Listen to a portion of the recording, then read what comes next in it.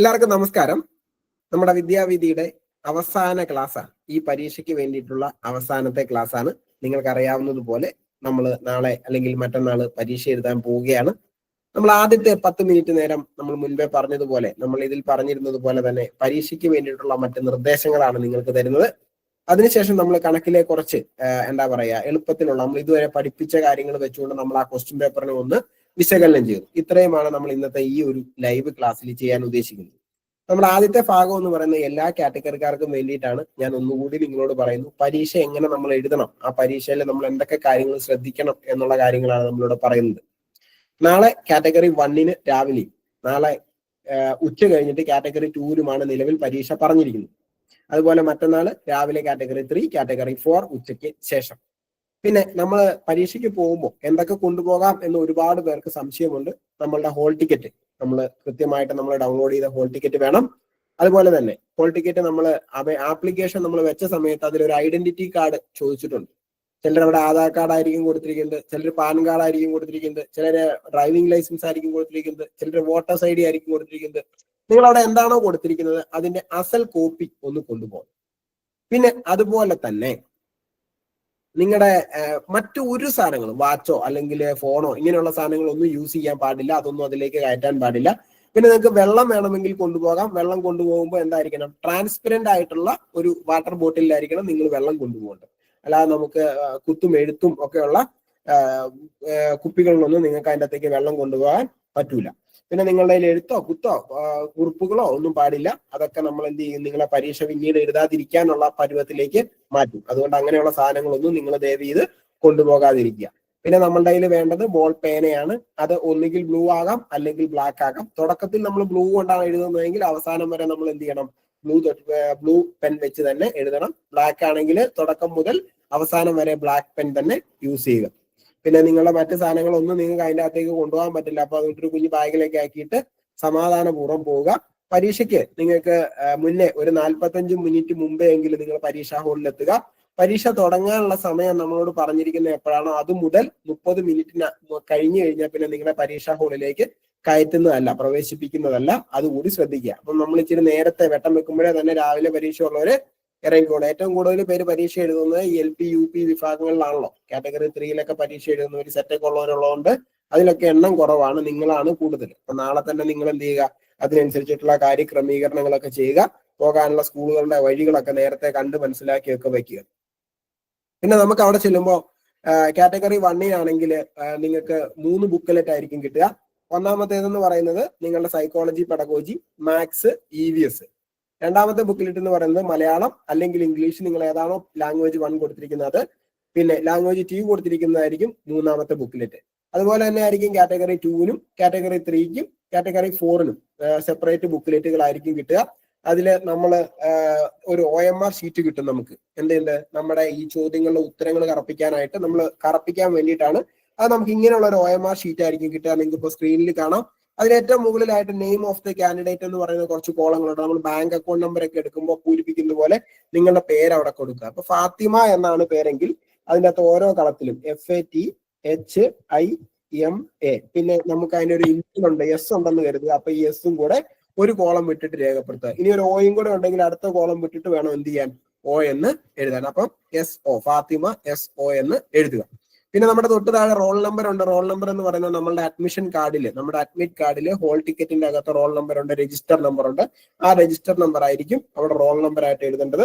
അത് 1, 2, 3, 4, 5, 6 ഇങ്ങനെയാണെന്നൊന്ന് കരുതുക. നിങ്ങളുടെ റോൾ നമ്പർ ഏതാണോ അത് നിങ്ങൾ എടുക്കുക. അത് അവിടെ ആദ്യം എഴുതുക. അതിനുശേഷം നിങ്ങൾ എന്ത് ചെയ്യുക, ആ അക്കങ്ങൾ ഇവിടെ ഒന്ന് കറപ്പിച്ചു കൊടുക്കുക. 1, 2, 3, 4, 5, 6 എന്നിങ്ങനെ കറപ്പിച്ചു കൊടുക്കുക.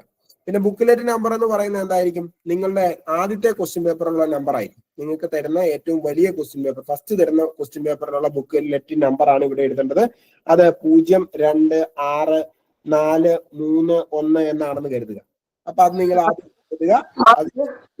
ഇതിൽ 6 നമ്പർ ഇല്ല. ഇപ്പൊ കഴിഞ്ഞ പരീക്ഷക്ക് 5 നമ്പറേ ഉണ്ടായിരുന്നുള്ളൂ. ഇപ്പൊ നാളെ വരുമ്പോ 5, 6 ആയിക്കോളും. ഇല്ലെങ്കിൽ നിങ്ങൾ ഒരു അക്കം വിട്ടിട്ട് ചെയ്താൽ മതി. 5 ഉണ്ടെങ്കിൽ ഒരു കളങ്ങ് വിട്ടാൽ മതി, അപ്പുറത്തോ ഇപ്പുറത്തോ ഒരു കളങ്ങ് വിട്ടാൽ മതി. സർവീസ് എക്സാമിന് ഒരു കളം വിടുക ഇത്. അപ്പൊ ഒരു കളം വിട്ട് എഴുതിയാൽ മതി. അതൊക്കെ നമുക്ക് മാനുഷികമായിട്ടുള്ള കാര്യങ്ങളാണ്, ചിന്തിക്കാവുന്ന കാര്യങ്ങൾ. Okay okay. അപ്പൊ നിങ്ങളിപ്പോ 6 ഉണ്ടെങ്കിൽ നിങ്ങൾ എന്ത് ചെയ്യുക? 0. നിങ്ങൾക്ക് അതുപോലെ തന്നെ 0 എഴുതുക, 2 എഴുതുക, പിന്നെ എന്ത് ചെയ്യുക? 6 എഴുതുക, അത് കറപ്പിക്കുക, പിന്നെ 4 കറപ്പിക്കുക, പിന്നെ 3 കറപ്പിക്കുക, പിന്നെ 1 കറപ്പിക്കുക. ഇങ്ങനെ ചെയ്യുക. ഓക്കെ. ഇനി അതിനുശേഷം നമുക്കുള്ളതെന്ന് പറഞ്ഞു കഴിഞ്ഞാൽ എന്താണ്? ഒരു സെറ്റാണ്. സെറ്റ് എന്ന് പറയുന്നത് നിങ്ങളുടെ ക്വസ്റ്റ്യൻ പേപ്പറിൽ നിങ്ങൾ ചെന്നിരിക്കുന്ന ഡെസ്കിൽ നിങ്ങളുടെ രജിസ്റ്റർ നമ്പർ എഴുതിയിട്ടുണ്ടാവും. അവിടെ നിങ്ങൾക്ക് ഒരു ലെറ്റർ എഴുതിയിട്ടുണ്ടാവും, ABCD.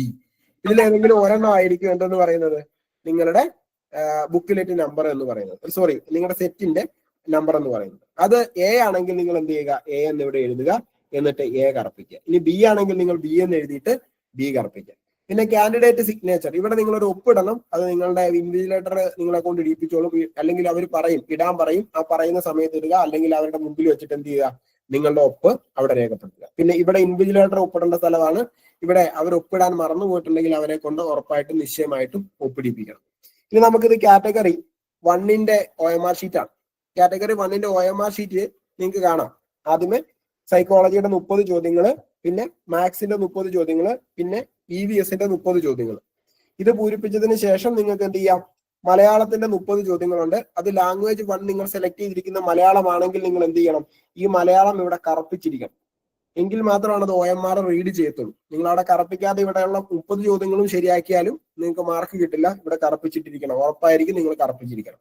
പിന്നെ അതുപോലെ രണ്ടാമത്തെ പാർട്ടിൽ നിങ്ങൾ ഇംഗ്ലീഷ് ആയിരിക്കും തിരഞ്ഞെടുത്തിരിക്കുന്നത്. അപ്പൊ ഇംഗ്ലീഷ് ഇവിടെ കറപ്പിച്ചിരിക്കണം. കറപ്പിച്ചില്ലെങ്കിൽ നിങ്ങൾ ഇവിടുത്തെ ഇംഗ്ലീഷിന്റെ 30 ആൻസർ ചെയ്താലും നിങ്ങളുടെ ആ OMR അത് വാല്യൂ ചെയ്യില്ല. ആ 30 നിങ്ങൾ കഷ്ടപ്പെട്ടത് വെറുതെ ആയി. അപ്പൊ ഇത്രയേ ഉള്ളൂ ഈ കാറ്റഗറി 1ന്റെ പരീക്ഷ എഴുതുന്നത്. ഇനി കാറ്റഗറി 2 ആണെന്ന് നോക്കാം.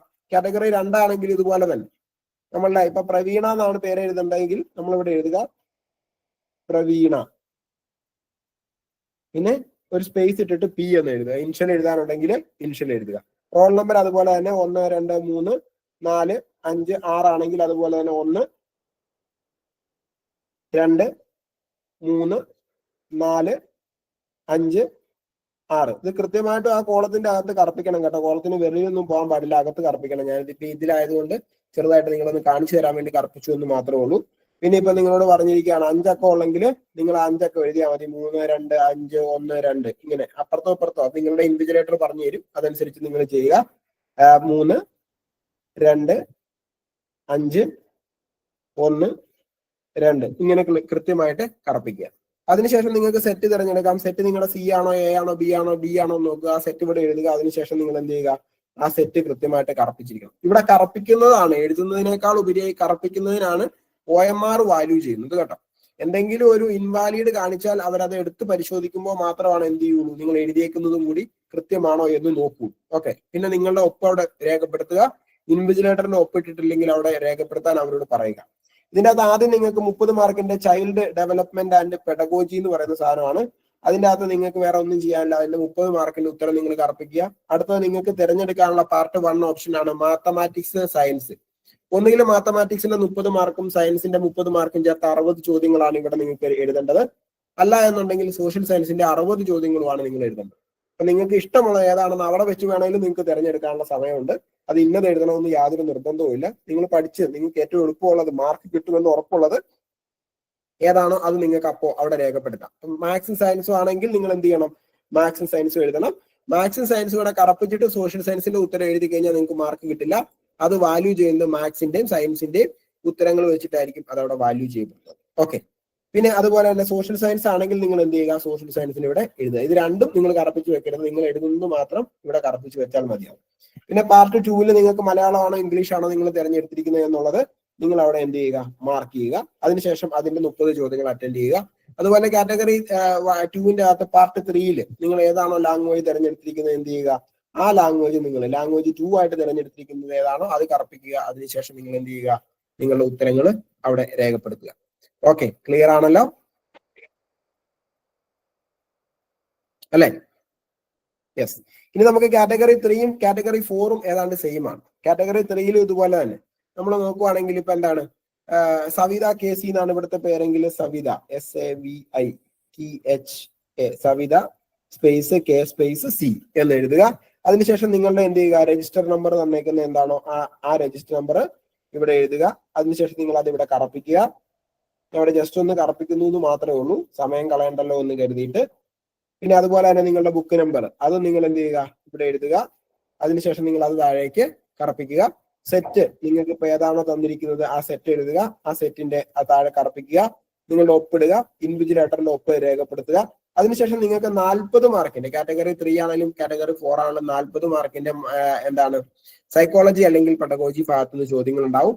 ആ 40 എണ്ണം നിങ്ങൾ എന്ത് ചെയ്യുക, ഇവിടെ അറ്റൻഡ് ചെയ്യുക. ശേഷം പാർട്ട് 2 നിങ്ങൾ എടുക്കുന്നത് ഏതാണോ, ഇന്ന് മാത്സിന്റെ ക്ലാസ് ഉണ്ട്, ഇത് കഴിഞ്ഞാൽ ഉടനെ തന്നെ മാത്സിന്റെ ക്ലാസ് നമ്മൾ ആരംഭിക്കും. ഓക്കെ, അപ്പൊ എന്ത് ചെയ്യും, പാർട്ട് 2 നിങ്ങൾ ഏതാണോ സെലക്ട് ചെയ്തിരിക്കുന്നത്, ഇപ്പൊ മലയാളം ആണെങ്കിൽ മലയാളം, ഇംഗ്ലീഷ് ആണെങ്കിൽ ഇംഗ്ലീഷ്, ഏതാണോ ഒരെണ്ണം അത് നമുക്ക് ഇഷ്ടമുള്ളത് നമ്മൾ സെലക്ട് ചെയ്തിട്ടുണ്ടാവും. അത് നമ്മൾ എന്ത് ചെയ്യുക, അവിടെ രേഖപ്പെടുത്തുക. അതിനുശേഷം അതിന്റെ 30 ചോദ്യങ്ങൾ നിങ്ങൾ ഉത്തരം രേഖപ്പെടുത്തുക. അതിനുശേഷമാണ് നിങ്ങൾ ഏത് സബ്ജക്റ്റ് ആണ് നിങ്ങൾ സ്പെസിഫൈ ചെയ്യുന്നത്. ഇപ്പം ചിലപ്പോൾ നിങ്ങൾ കാറ്റഗറി 3 നിങ്ങളുടെ എല്ലാ സബ്ജക്റ്റുകളും, നിങ്ങൾ BEdന്റെ എടുത്ത എല്ലാ സബ്ജക്റ്റുകളും മലയാളം, ഇംഗ്ലീഷ്, ഹിന്ദി, ഉറുദു, അറബിക്, സംസ്കൃതം, തമിഴ്, കന്നഡ, സോഷ്യല്, പിന്നെ ഏതാണ് physical science, natural science, mathematics എല്ലാം ഉണ്ട്. നിങ്ങൾ ഏതാണോ പഠിച്ചത് അത് എടുക്കുക. ഇനി കാറ്റഗറി 4 ആണെങ്കിൽ സ്വിങ്, ആർട്ട്, അതുപോലെ തന്നെ അറബിക്, ഉറുദു, പിന്നെ എന്താണ്, പിന്നെ ഫിസിക്കൽ എഡ്യൂക്കേഷൻ എന്ന് തുടങ്ങിയിട്ടുള്ള സാധനങ്ങളെല്ലാം ഉണ്ടാവും. അതിലേതാണോ നിങ്ങൾ എഴുതേണ്ടത് അത് നിങ്ങൾ എന്ത് ചെയ്യുക, അവിടെ തിരഞ്ഞെടുക്കുക, അത് കറപ്പിക്കുക. അതിന്റെ ബാക്കി 80 ചോദ്യങ്ങൾ അതുമായി ബന്ധപ്പെട്ടതായിരിക്കും. ആ 80 ചോദ്യങ്ങൾക്കും നിങ്ങൾ ഉത്തരം രേഖപ്പെടുത്തുക. ഓക്കെ, സവിത കേസിക്ക് എന്തെങ്കിലും സംശയം ഉണ്ടോ? ഇല്ല, വെറുതെ മൈക്ക് ഓൺ ആക്കി ഇട്ടേക്കുന്നത്. ഓക്കെ, അപ്പൊ ഞാൻ ഓഫ് ആക്കാം, അറിയത്തില്ലാത്തതുകൊണ്ടായിരിക്കും. ഇനി നമുക്ക് അപ്പം ഇത്രയും കാര്യങ്ങളാണ് OMR-ഉമായിട്ട് ബന്ധപ്പെട്ട് വേണ്ടത്. കൊണ്ടുപോകേണ്ട സാധനങ്ങൾ ഞാൻ പറഞ്ഞു. ഹോൾ ടിക്കറ്റിന്റെ ഒറിജിനല്, പിന്നെ നിങ്ങളുടെ എന്താണ് ആധാർ കാർഡാണ് നിങ്ങൾ വെച്ചിരിക്കുന്നതെങ്കിൽ ആധാർ കാർഡ്, നിങ്ങൾ അതിൽ ഏതാണോ ആപ്ലിക്കേഷന്റെ സമയത്ത് വെച്ചിരിക്കുന്നത് ആ ID കാർഡിന്റെ ഒരു പകർപ്പ്, അതാണ് നിങ്ങൾ കൊണ്ടുപോകേണ്ടത്. പിന്നെ വെള്ളം കൊണ്ടുപോകണമെങ്കിൽ നിങ്ങൾക്ക് വെള്ളം കൊണ്ടുപോകാം. വേറെ ഒരു സാധനങ്ങളും ഹോളിലേക്ക് അനുവദിക്കുന്നതല്ല. ഓക്കെ, അപ്പൊ കാര്യങ്ങളൊക്കെ വ്യക്തമാണല്ലോ? യെസ്, എല്ലാ കാര്യങ്ങളും അപ്പൊ നമുക്ക് ഇനി എന്ത് ചെയ്യാം, നമ്മൾ കാറ്റഗറി 1, 2 മാത്സിന്റെ ക്ലാസ്സിലേക്ക് നമുക്ക് കടക്കാം. അപ്പൊ മറ്റേതെങ്കിലും കാറ്റഗറിയിലുള്ളവർ ജോയിൻ ചെയ്തിട്ടുണ്ടെങ്കിൽ നിങ്ങൾക്ക് പോകാം. കാരണം ഞാൻ എന്താണ്, കോപ്പി നിങ്ങൾ കയ്യിൽ കരുതുന്നത് നല്ലതാണ്. കോപ്പി വേണമെന്ന് നിർബന്ധം പറഞ്ഞിട്ടില്ല, പക്ഷെ ചിലയിടത്ത് കോപ്പി ചോദിക്കുന്നുണ്ട്. അതുകൊണ്ട് നമ്മൾ എപ്പോഴും പറയാറുണ്ട്, ഒരു കോപ്പി കയ്യിൽ കരുതിക്കോളൂ എന്ന് എപ്പോഴും പറയാറുണ്ട് കേട്ടോ. നിങ്ങൾക്ക് കരുതുകയാണെങ്കിൽ നല്ലതാണ്, നിങ്ങൾക്ക് കരുതാം. ഇനിയിപ്പം കരുതിയില്ലെങ്കിലും നമുക്ക് അതുകൊണ്ട് പ്രത്യേകിച്ച് വേറെ ബുദ്ധിമുട്ടൊന്നുമില്ല. കരുതുന്നതായിരിക്കും എപ്പോഴും നല്ലത്. ഒരു കോപ്പി എടുക്കുന്നത് ബുദ്ധിമുട്ടല്ലേ ഉള്ളൂ, അപ്പൊ അതും കൂടി ഒന്ന് കരുതിക്കോളൂ. ഓക്കെ, അപ്പൊ നമുക്കിനി ക്ലാസ്സിലേക്ക് കടക്കാം, കണക്കിന്റെ ക്ലാസ്സിലേക്ക് കടക്കാം. യെസ്, അപ്പം നമ്മൾ ഇനി കണക്കിന്റെ ക്ലാസ്സിലേക്ക് കടക്കുകയാണ്. നമ്മുടെ ലാസ്റ്റ് ക്ലാസ് ആണ് വിദ്യാവിധിയുടെ ഈ ഒരു ബാച്ചിന്റെ ഏറ്റവും അവസാനത്തെ ക്ലാസ് ആണ്. ഈ ക്ലാസ്സിൽ നമ്മൾ കഴിഞ്ഞ ദിവസത്തെ ക്വസ്റ്റ്യൻ പേപ്പറുകൾ ഒന്ന് പരിചയപ്പെടുന്നു. അതിനുശേഷം കുറച്ച് അത്യാവശ്യ കാര്യങ്ങൾ നിങ്ങളെ പഠിപ്പിക്കുന്നു. അതിനുശേഷം നമ്മൾ കൃത്യം ഒരു 9:30യോടുകൂടി നിങ്ങളെ പറഞ്ഞു വിടും. നമ്മൾ അതിൽ കൂടുതൽ നിങ്ങളെ വെച്ചുകൊണ്ടിരിക്കില്ല. 9:30 മണിയാകുമ്പോൾ എത്രത്തോളം തീർക്കാൻ പറ്റുമോ അത്രത്തോളം തീർത്തിട്ട് നിങ്ങളെ പറഞ്ഞു വിടുന്നതായിരിക്കും. കാരണം നാളെ നിങ്ങൾക്ക് അകലങ്ങളിൽ പോകാനുള്ളവരും ഒക്കെ ഉണ്ടാവും. അപ്പൊ എല്ലാവർക്കും ഒരിക്കൽ കൂടി എല്ലാവിധ നന്മകളും എല്ലാവിധ വിജയാശംസകളും നേരുന്നു. വിദ്യാവീതിയിൽ പഠിച്ചുകൊണ്ടിരുന്നത് ഇപ്രാവശ്യം 407 അധ്യാപകരാണ്. സർവീസിലുള്ളവരും സർവീസിൽ ഇല്ലാത്തവരും ചേർത്ത്. നിങ്ങൾക്കറിയാം അല്ലെ, വിദ്യാവീതിയിൽ പഠിക്കുന്നവർക്കറിയാം. നമ്മൾ നാളുകളായിട്ട് അവരുടെ പരിശീലനം നടത്തി വരുന്നു. അവർക്ക് 2-ലധികം റിവിഷൻ വരെ നമുക്ക് ഇപ്രാവശ്യം കൊടുക്കാൻ പറ്റി. അതുകൊണ്ട് തന്നെ നല്ല രീതിയിൽ നിങ്ങളുടെ പരീക്ഷ കഴിയാൻ വേണ്ടിയിട്ടാണ് നമ്മൾ അടുത്ത അഡ്മിഷൻ പോലും മാറ്റി വെച്ചേക്കുന്നത്. നിങ്ങളുടെ പരീക്ഷ കഴിഞ്ഞിട്ട് 20-ാം തീയതി മുതലാണ് നമ്മൾ പുതിയ ബാച്ചിന്റെ അഡ്മിഷൻ ആരംഭിക്കുന്നത്. ഇന്ന് മുതലാണ് നമ്മൾ പരസ്യമൊക്കെ വിട്ടു തുടങ്ങിയത്. ഒരുപാട് പേര് വിളിച്ചു, പക്ഷെ നമ്മൾ എന്ത് ചെയ്തിട്ടുണ്ട്, അഡ്മിഷൻ മാറ്റി വെച്ചിരിക്കുകയാണ്. നിങ്ങളുടെ ഈ പരിപാടി എല്ലാം തീർന്നിട്ട് മതി എന്ന് കരുതിയിട്ട്. കാരണം നാളെയൊക്കെ നമ്മള് നിങ്ങളുടെ എന്താ പറയുക, നിങ്ങളുടെ പരീക്ഷയ്ക്ക് നിങ്ങൾക്ക് എങ്ങനെയുണ്ട്, എളുപ്പമുണ്ട്, പരീക്ഷയൊക്കെ കഴിഞ്ഞ് വരുമ്പോൾ നിങ്ങളുടെ കാര്യങ്ങളൊക്കെ നമുക്ക് അറിയണമല്ലോ. അതിനൊക്കെ വേണ്ടിയിട്ട് നമ്മൾ മാറ്റി വെച്ചിരിക്കുകയാണ്. അപ്പൊ എന്താണെങ്കിലും എല്ലാവർക്കും നല്ല രീതിയിൽ പരീക്ഷ എഴുതാൻ ഇടവരട്ടെ. പരീക്ഷ എഴുതുന്നതിന് മുമ്പ് 1-2 കാര്യങ്ങൾ ഞാൻ നിങ്ങളോട് പറയാം. നിങ്ങൾ പഠിച്ചതൊക്കെ മതി. ഇനി നിങ്ങൾക്ക് പ്രത്യേകിച്ച് പഠിക്കാൻ വേണ്ടിയിട്ട് സമയമൊന്നും നിങ്ങൾ കണ്ടെത്തേണ്ട കാര്യമില്ല. കാരണം നിങ്ങൾ നന്നായിട്ട് പഠിച്ചിട്ടുണ്ട്, പരിശീലിച്ചിട്ടുണ്ട്. ഇനി നിങ്ങൾ പഠിച്ചാലേ നിങ്ങൾക്ക് ടെൻഷൻ കൂട്ടുകയോ ഒരിക്കലും കുറയുക. നമ്മൾ എപ്പോഴും പരീക്ഷേനെ എന്ത് ചെയ്യണം, എളുപ്പത്തിൽ അഭിമുഖീകരിക്കുക. കേട്ടറ്റ് പരീക്ഷ എന്ന് പറയുന്നത് നമുക്ക് എന്താണ്, ഒരു അത്ര വലിയ കടക്കാൻ പറ്റാത്ത കടമ്പയൊന്നുമല്ല. പക്ഷെ നിങ്ങളുടെ ടെൻഷൻ കൊണ്ടാണ് നിങ്ങൾ പലപ്പോഴും പരാജയപ്പെട്ടു പോകുന്നത്. ഓരോ ചോദ്യങ്ങൾ വായിക്കുമ്പോഴും അത് ആ ഒരു ചോദ്യത്തിന്റെ ഉത്തരം എഴുതാൻ വേണ്ടിയിട്ട് വായിക്കണം. അല്ലാതെ എന്ത് ചെയ്യണ്ട, ഈ ഉത്തരം ഞാൻ എഴുതിയില്ലെങ്കിൽ തോറ്റു പോകുമോ എന്നുള്ള ചിന്താഗതിയിൽ നിങ്ങൾ ഒരിക്കലും വായിക്കരുത്.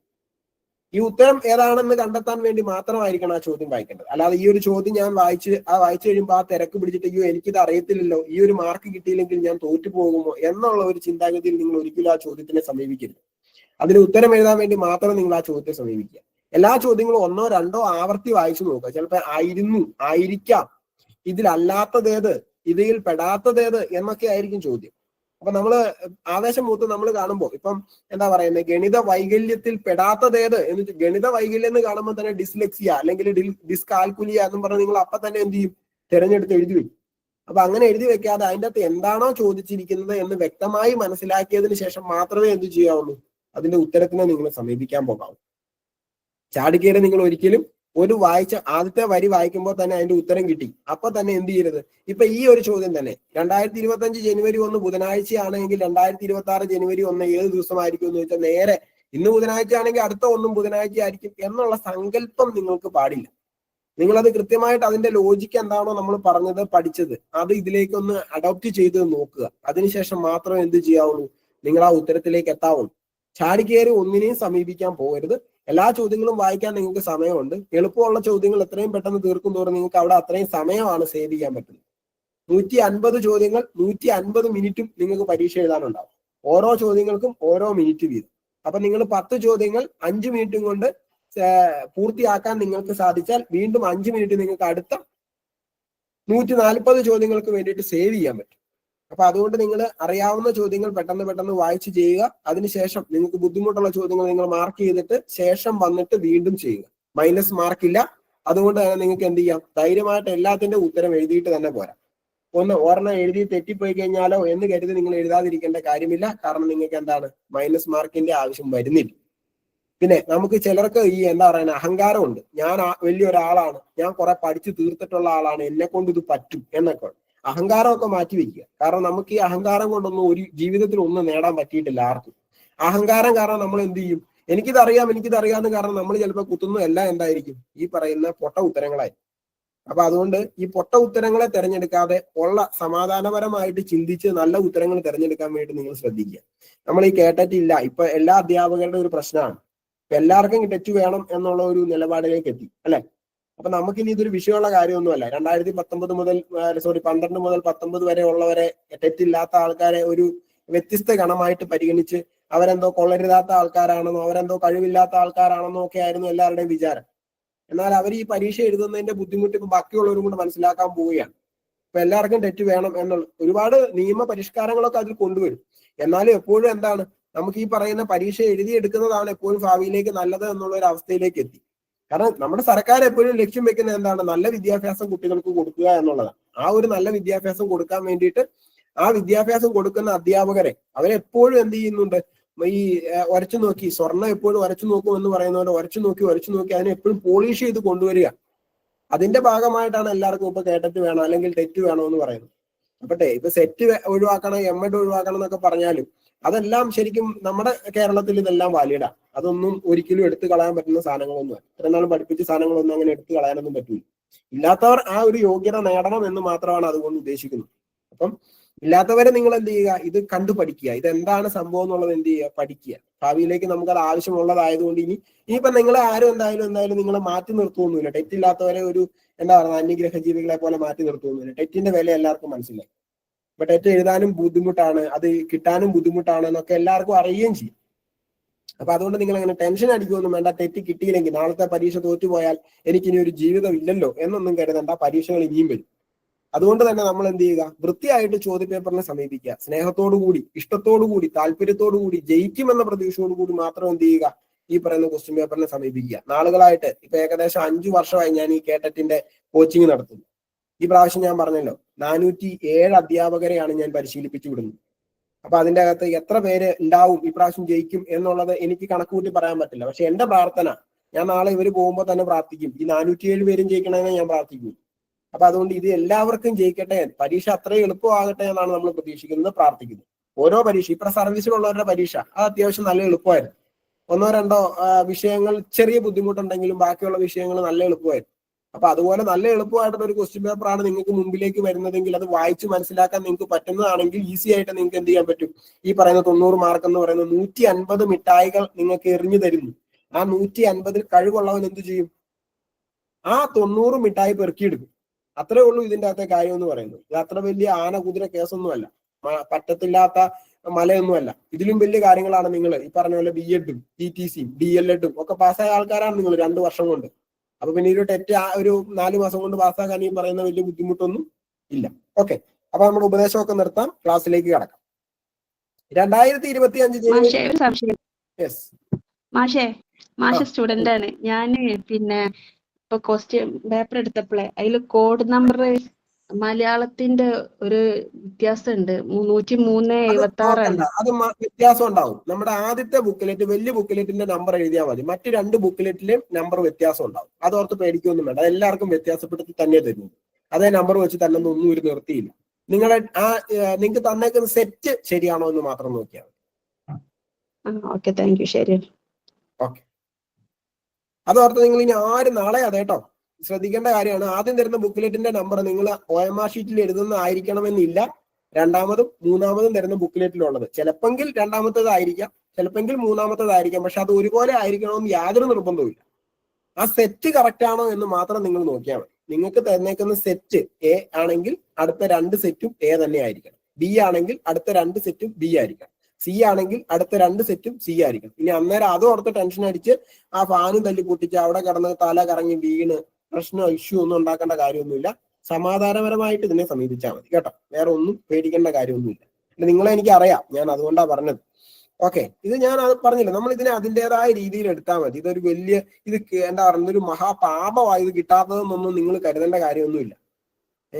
അല്ല, ഞാൻ ഈ പരീക്ഷ എഴുതി ജയിച്ച ആളാണ്. അപ്പൊ അതുകൊണ്ടാണ് പറഞ്ഞത്, ഞാനെന്നല്ല നമ്മളെ വിദ്യാവീതി പഠിപ്പിക്കുന്ന എല്ലാ അധ്യാപകരും ടെറ്റ് പരീക്ഷ, കേട്ടറ്റ് പരീക്ഷ എഴുതി ജയിച്ച ആൾക്കാരാണ്. അപ്പൊ അതുകൊണ്ട് നമുക്കറിയാം ഇതിന്റെ ബുദ്ധിമുട്ട് എന്നാണ്. ഞങ്ങൾ ഒറ്റ തവണ പോയി എഴുതി കിട്ടിയതൊന്നും അല്ല.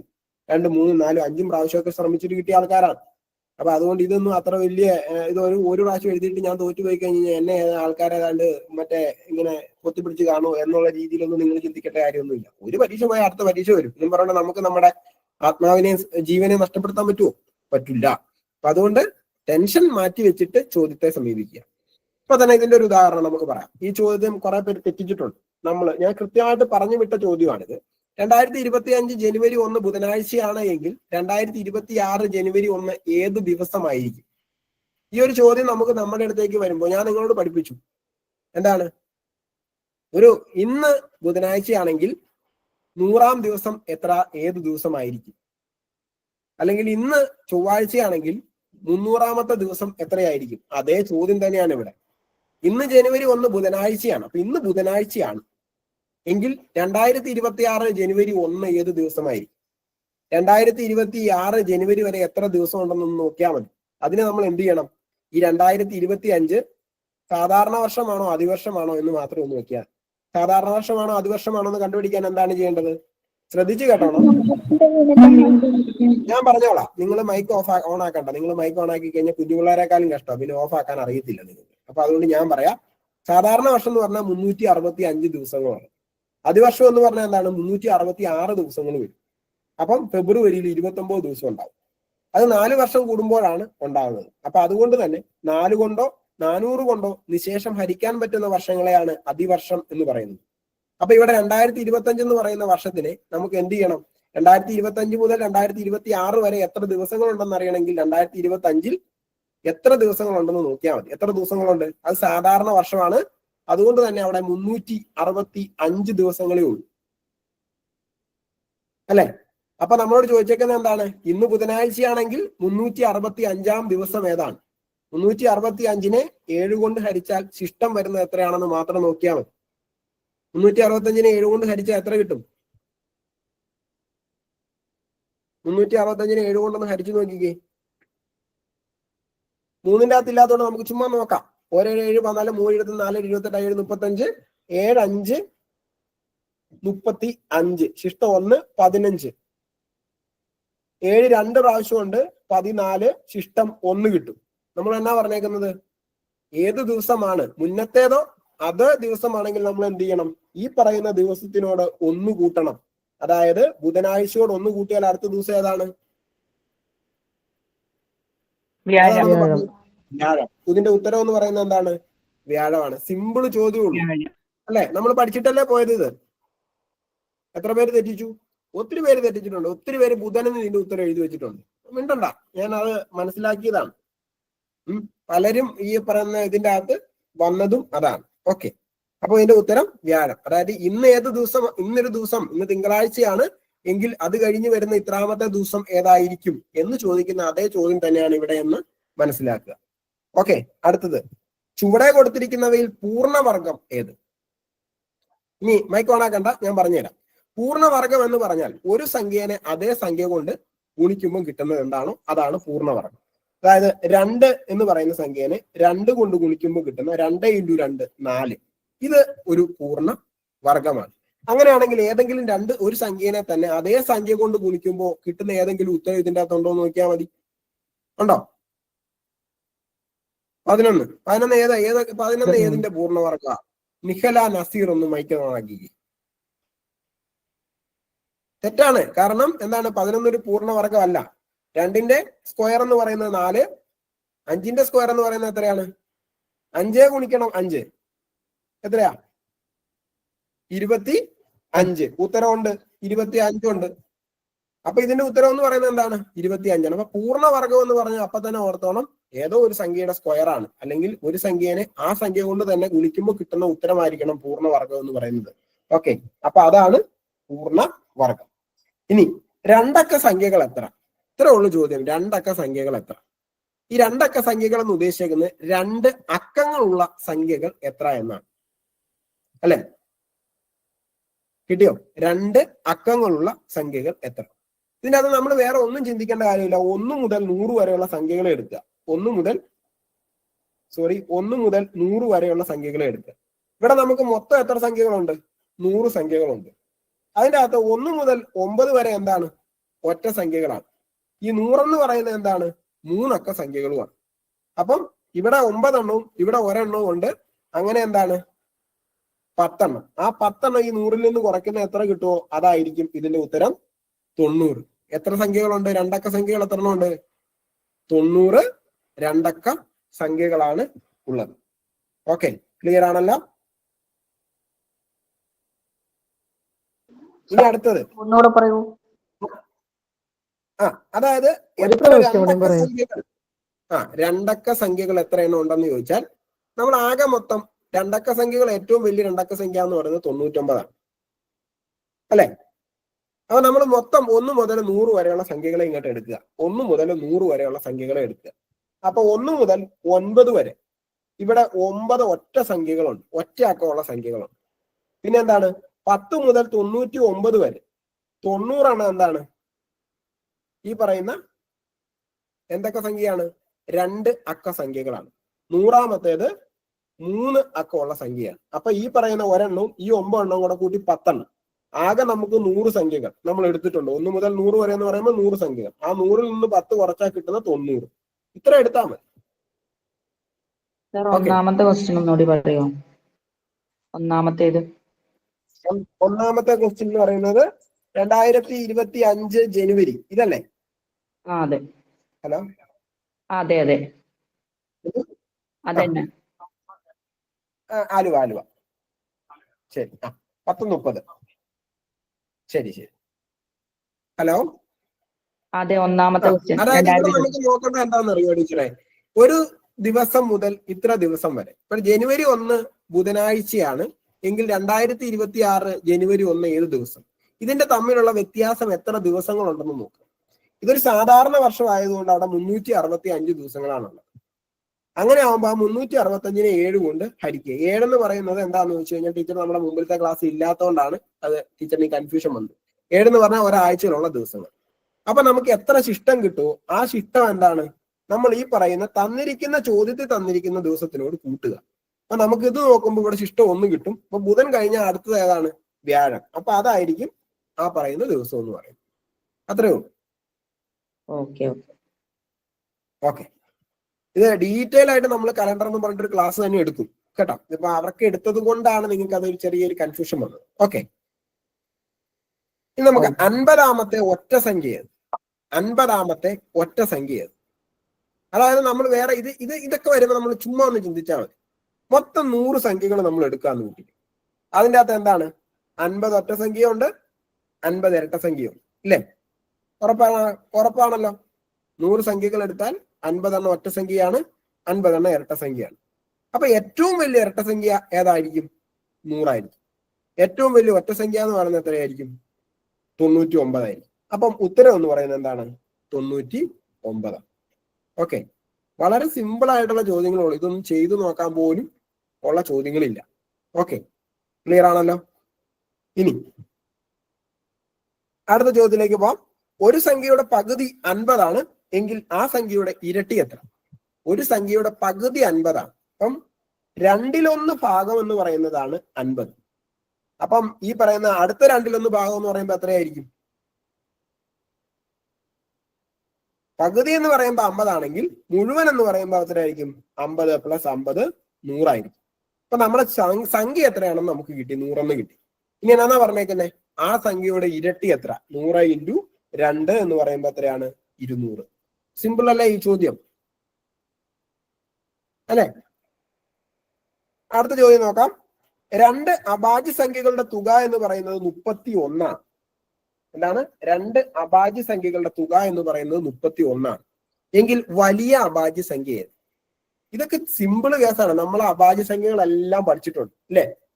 അപ്പൊ ആ അഭാജ്യ സംഖ്യകൾ ഏതാണെന്ന് നോക്കിയാൽ മതി. അല്ലെങ്കിൽ ഇതിന്റെ അകത്ത് ഏതൊക്കെയാണ് അഭാജ്യ സംഖ്യ എന്ന് നോക്കിയാൽ മതി. 30 ഒരു അഭാജ്യ സംഖ്യയാണോ? അഭാജ്യ സംഖ്യ ആയിരിക്കണമെങ്കിൽ എന്ത് ചെയ്യണം? 1ഉം ആ സംഖ്യയും മാത്രം ഘടകങ്ങളായിട്ട് വരുന്ന സംഖ്യകളെയാണ് അഭാജ്യ സംഖ്യകൾ എന്ന് പറയുന്നത്. 1ഉം ആ സംഖ്യകളും മാത്രം ഘടകങ്ങളായിട്ട് വരുന്ന സംഖ്യകളെയാണ് നമ്മൾ എന്തെന്ന് പറയുന്നത്? അഭാജ്യ സംഖ്യകൾ എന്ന് പറയുന്നത്. അപ്പൊ ഇവിടെ നോക്കിക്കേ, 30ന് എത്ര ഘടകങ്ങളുണ്ട്? 1 ഉണ്ട്, 3 ഉണ്ട്, 10 ഉണ്ട്. ഒക്കെ എന്ത് 30ന്റെ അഭാജ്യ സംഖ്യകളാണ് അല്ലെ? അപ്പൊ അതുകൊണ്ട് ഈ പറയുന്നത് ഭാജ്യ സംഖ്യയാണ്, അഭാജ്യ സംഖ്യ അല്ല. അടുത്ത 29 ഒന്ന് എടുത്തു നോക്കിക്കേ. 29ന് എത്ര ഘടകങ്ങളുണ്ട്? 1ഉം 29 മാത്രമാണ് 29ന്റെ ഘടകങ്ങൾ. അപ്പോ ഇതിന്റെ അകത്ത് ഒരേ ഒരു അഭാജ്യ സംഖ്യയേ ഉള്ളൂ. എത്ര? 29.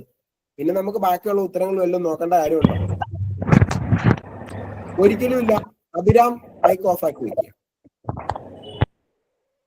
ഓക്കെ, ഞാൻ ഈ അഭാജ്യ സംഖ്യകൾ നിങ്ങൾക്ക് വേണം ഒന്ന് പറഞ്ഞു തരാം. ഏതൊക്കെയാണ് അഭാജ്യ സംഖ്യകൾ എന്നുള്ളത് ഒന്ന് എഴുതിയെടുത്തോളൂ. 2, 3, 5, 7 അഭാജ്യ സംഖ്യകളാണ്. പിന്നെ 11, 13, 17, 19 അഭാജ്യ സംഖ്യകളാണ്. 23, 29 അഭാജ്യ സംഖ്യകളാണ്. 31, 37 അഭാജ്യ സംഖ്യകളാണ്. 41, 43, 47 അഭാജ്യ സംഖ്യകളാണ്. 53, 59 അഭാജ്യ സംഖ്യകളാണ്. 61, 67 അഭാജ്യ സംഖ്യകളാണ്. 71, 73, 79 അഭാജ്യ സംഖ്യകളാണ്. 83, 89 അഭാജ്യ സംഖ്യകളാണ്. 97 അഭാജ്യ സംഖ്യയാണ്.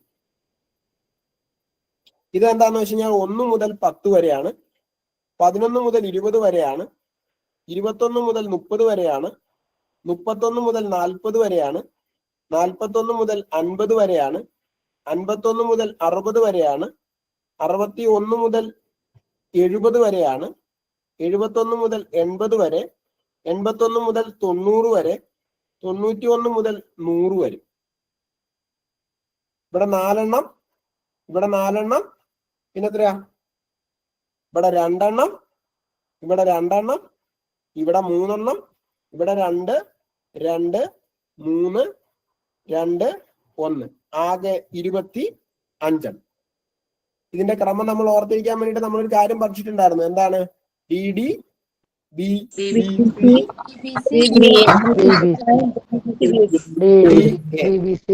DD BBC യെ കാണാൻ പോയപ്പോ BBC BA ക്ക് പഠിക്കാൻ പോയി. ഓക്കെ, ഓക്കെ അല്ലേ? സംശയം ഏതുമില്ലല്ലോ?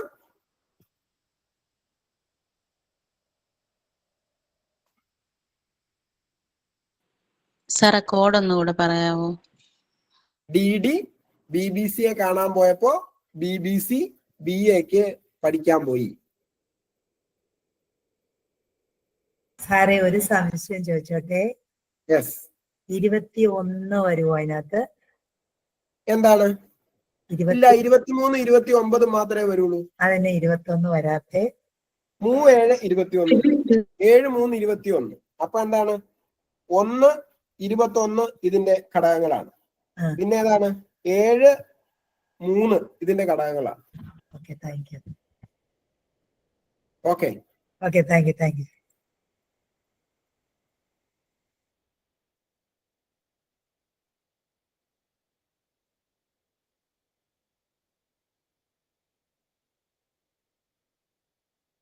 അടുത്തതിലേക്ക് പോക്കോട്ടെ. Okay sir.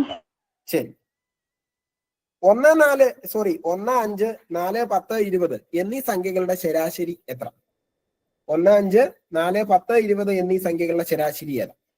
ഞാനിത് നിങ്ങളോട് പറഞ്ഞിട്ടുണ്ടായിരുന്നു. എന്താണ്? ശരാശരികളുടെ ഭാഗത്തേക്ക് പോകുമ്പോൾ നമുക്ക് സംഖ്യാശ്രേണി, നമുക്ക് തന്നിരിക്കുന്ന സംഖ്യാശ്രേണിയിൽ എന്തെങ്കിലും ബന്ധങ്ങളുണ്ടെങ്കിൽ കൂട്ടത്തിൽ നടുക്ക് നിൽക്കുന്നതായിരിക്കും അതിന്റെ ശരാശരി എന്ന് നിങ്ങളോട് പറഞ്ഞു പഠിപ്പിച്ചിട്ടുണ്ടായിരുന്നു. ഈ സംഖ്യാശ്രേണിക്ക് യാതൊരു ബന്ധവുമില്ല. അപ്പൊ നമ്മൾ ശരാശരി കാണാനായിട്ട് നമ്മൾ എന്ത് ചെയ്യണം? ആകെ തുക ബൈ എന്ത് ചെയ്യണം? ആകെ തുക ബൈ എണ്ണം. ഇവിടെ തുക കൂട്ടാൻ നല്ല എളുപ്പമാണ് അല്ലെ? 5, 1, 6, 4, 10, 10, 20, 20, 40. 40 ബൈ എത്ര സംഖ്യകളുണ്ട്? 1, 2, 3, 4, 5 അല്ലെ? 3, 2, 5. 5 എന്ന് പറയുമ്പം 8. ഉത്തരം നമുക്ക് എത്ര കിട്ടും? 8 എന്ന് കിട്ടും. ഓക്കെ, ക്ലിയർ അല്ലേ? അല്ലെ? ഇനിയിപ്പോ ഇതേ ചോദ്യം തന്നെ നമ്മളോട് ചോദിക്കുവാണ് 5, 10, 15, 20, 25. ഇതിന്റെ ശരാശരി എത്രയാണെന്ന് ചോദിച്ചാൽ നമുക്ക് എന്ത് ചെയ്യാം?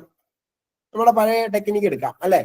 എന്താണ്? ഇവിടെ 5, 5 കൂടി പോകുന്നു, അല്ലെങ്കിൽ ഇതെല്ലാം 5ന്റെ ഗുണിതങ്ങളാണ്. അതുകൊണ്ട് കൂട്ടത്തിൽ നടുക്ക് നിൽക്കുന്നവൻ ആരോ അവനായിരിക്കും ശരാശരി. ഓക്കെ അല്ലേ? Got it? സിമ്പിൾ അല്ലേ? ശരാശരിയുടെ ഒക്കെ ഓക്കെ അല്ലേ? ആകെ തുക ബൈ എണ്ണം അല്ലെങ്കിൽ പഠിച്ചിട്ട് പോവാം. അടുത്ത ചോദ്യം നോക്കാം നമുക്ക്. രാത്രി 9 മണിക്ക് തിരുവനന്തപുരത്ത് നിന്നും പുറപ്പെട്ട ഇതേ ചോദ്യം ഞാൻ കഴിഞ്ഞ ദിവസം തലേ ദിവസം തന്നെ നിങ്ങളെ പഠിപ്പിച്ചു വിട്ടതാ അല്ലെ? ഞാൻ അന്ന് പരീക്ഷയുടെ തലേന്ന് നിങ്ങൾക്ക് ക്ലാസ് എടുത്തപ്പോൾ ഇതുപോലത്തെ ചോദ്യം നിങ്ങൾക്ക് പറഞ്ഞു വിട്ടതാണ്. രാത്രി 9 മണിക്ക് തിരുവനന്തപുരത്ത് നിന്നും പുറപ്പെട്ട തീവണ്ടി പിറ്റേന്ന് രാവിലെ 11:20 മംഗലാപുരം എത്തി. യാത്രക്കെടുത്ത സമയം എത്ര? അതായത് സിമ്പിൾ ആയിട്ട് ചിന്തിക്കാവുന്നുള്ളൂ. ഞാൻ അന്നേ പറഞ്ഞു മക്കളെ, കൈ ഇങ്ങോട്ട് എടുത്ത് പിടിക്കുക. ആകെ 12 മണിക്കൂറേ ഉള്ളൂ. നമുക്ക് 10 വിരലുകളും ഉണ്ട്. അപ്പൊ നമുക്ക് വിരലിൽ എണ്ണിയാണെങ്കിലും കണ്ടുപിടിക്കാം അല്ലെ? രാത്രി 9 മണി മുതൽ രാവിലെ 9 മണി വരെ ആകുമ്പോ എത്ര മണിക്കൂറായി? എത്ര മണിക്കൂറായി? രാത്രി 9 മണി മുതൽ രാവിലെ 9 മണി വരെ എന്ന് പറയുമ്പോൾ 12 മണിക്കൂറായി ഇല്ലേ? പിന്നെ എന്താണ്? 10, 11 എത്രയായി? 10, 11 2 മണിക്കൂർ കൂടെ അഡീഷണൽ കൂട്ടി 11:20 ആയപ്പോ അവിടെ ചെന്നു. അപ്പൊ എത്രയാണ്? 14:20 ചെല്ലുന്ന സമയം. Option B 14:20. ഓക്കെ.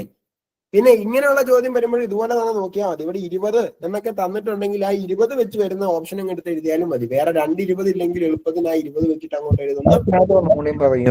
എഴുതിയാൽ മതി.